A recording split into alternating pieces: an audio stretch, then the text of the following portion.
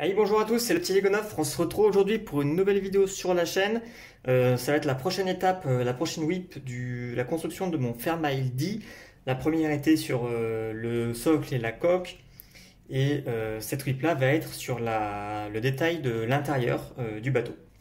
Donc je me suis basé sur les plans intérieurs que j'ai trouvé donc du bateau d'époque, du vrai modèle d'origine. Sur certains endroits, j'ai dû faire des adaptations ou des fois carrément créer parce que manque de détails ou manque de précision sur des salles comme la cuisine ou un peu la salle moteur où j'ai dû inventer plusieurs choses. Donc je vais vous présenter tout de suite, on va commencer par l'avant. Donc comme à chaque fois sur quasiment tous les bateaux, on a à l'avant donc des toilettes et des lavabos, donc une mini salle de bain donc pour l'équipage. Ensuite, donc on a une porte d'accès et là on a tout le mess de l'équipage. Donc avec 10 couchettes en tout. Après on a là en rouge un extincteur, on a des rangements, je vais peut-être pouvoir l'ouvrir. Oui, tac, voilà. Avec des rangements, on a encore pareil des rangements, des caisses, deux tables pour déjeuner, j'ai mis une théière parce que voilà, c'est un bateau anglais pour avoir le petit clin d'œil, et on a les renforts intérieurs pour y accéder. Ensuite, j'ai oublié, et on a une échelle en fait qui va donner au pont. Sur le pont, il y aura une trappe pour pouvoir y accéder. Ensuite, on a une porte, donc toutes les portes s'ouvrent. On va changer le point de vue.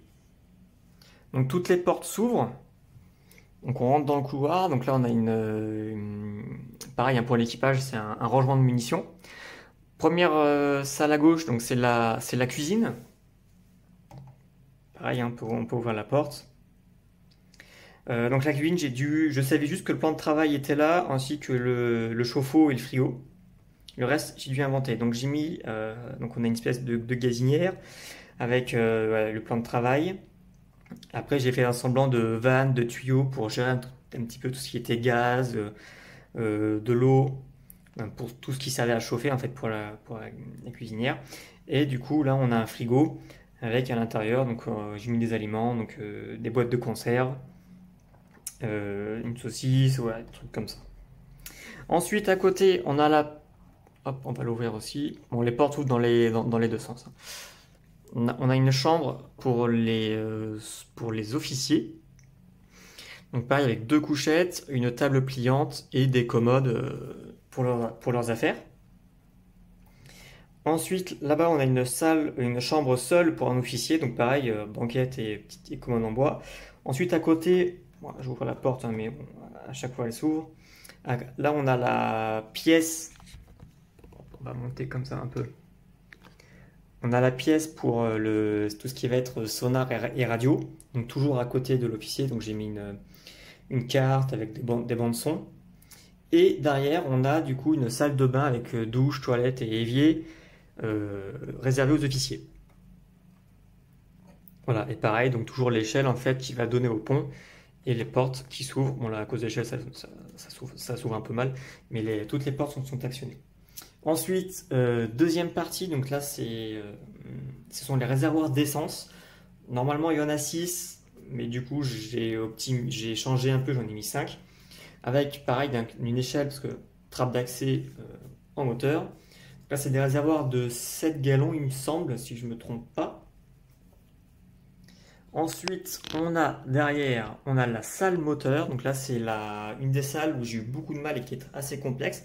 La seule chose que je savais, c'est que les 4 moteurs étaient à peu près disposés comme ça et étaient inclinés dans le sens des hélices en fait. Et qu'il y avait une plateforme au milieu, avec une plateforme un peu surélevée. Hop, on va passer un peu comme ça.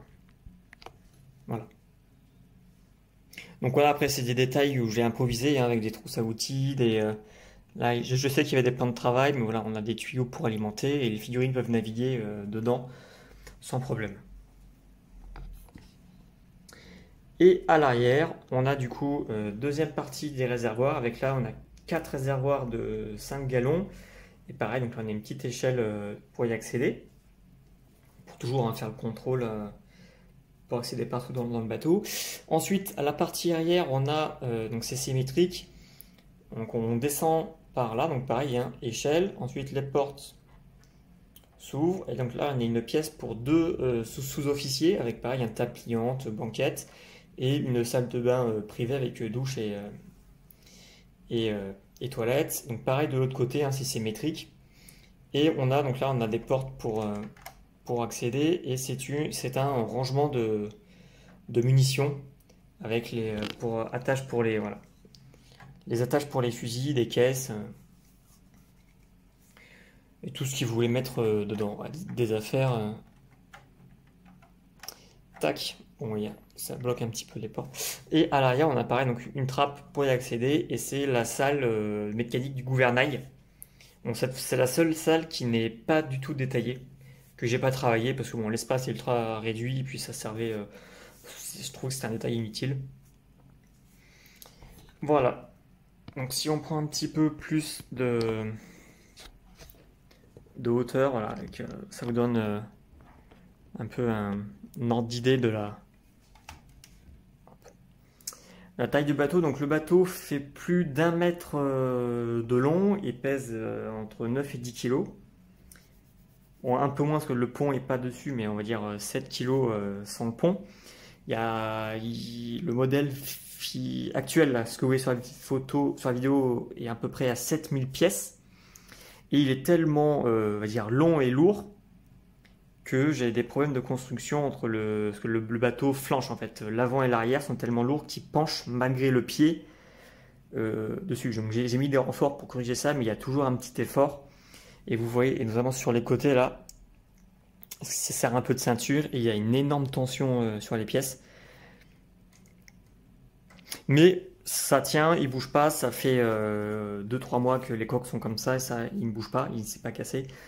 Donc j'ai confiance. Et il sera, sa prochaine exposition, si vous voulez le voir, il sera à Ivry-l'Évêque, c'est à côté du Mans et c'est en octobre, fin septembre. Donc il sera là-bas si vous voulez le voir. Voilà, et le but final pour ce bateau, ça va être que je laisse les instructions seront en vente. Je suis en train de les faire, ça prend beaucoup plus de temps que la création, parce que je suis obligé de les faire pièce par pièce, si je veux faire des instructions qui sont propres et lisibles.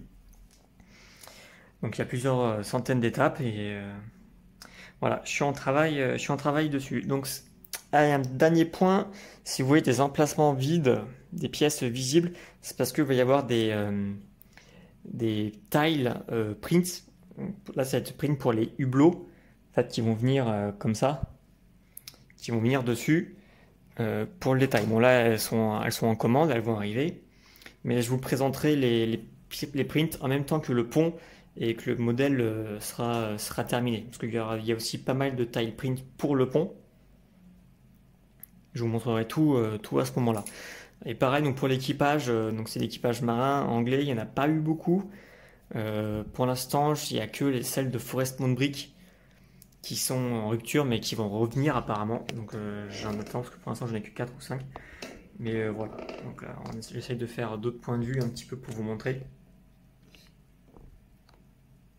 Ouais, les pièces bleues que vous voyez, c'est parce que c'est dessous, c'est les fondations, qui sont très, très discrètes. Hein.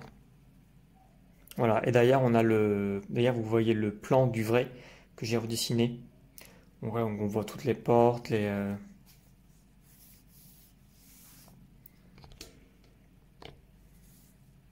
Voilà, donc j'espère que cette vidéo vous aura plu. N'hésitez pas à commenter, à liker, et j'essaie de sortir la vidéo du pont le plus vite possible. Sur ce, salut!